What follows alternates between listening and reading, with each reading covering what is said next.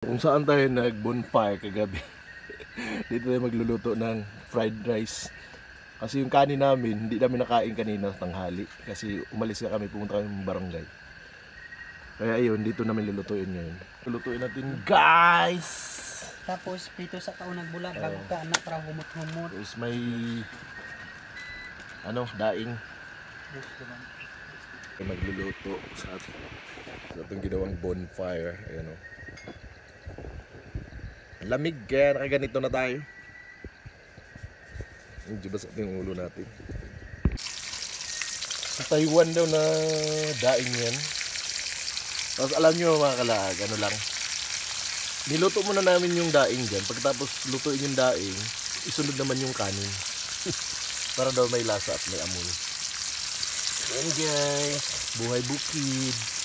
Ayan guys, luto na yung ating daing guys. Ayan yung paligid natin guys, yung sa Rimar doon.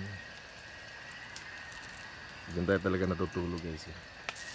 Open lang yan at lamig. So may fog guys, may fog.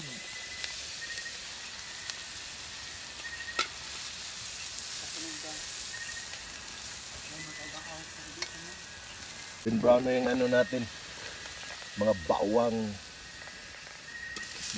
onion at lagyan na natin yung ating tirang kanin.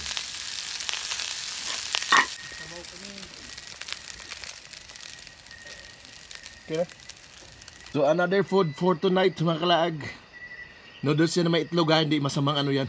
Baka anong ipsipin yun yan. Tsaka yung daing natin at saka yung fried rice of course. Kain na tayo. Yan, kain na. Actually, kanina pa kami kumain. Ganito dito sa bukid. Wala mga kubiertos. Kaya, ito yung diretso na lang, kaldero. Ito. Yan, sarap.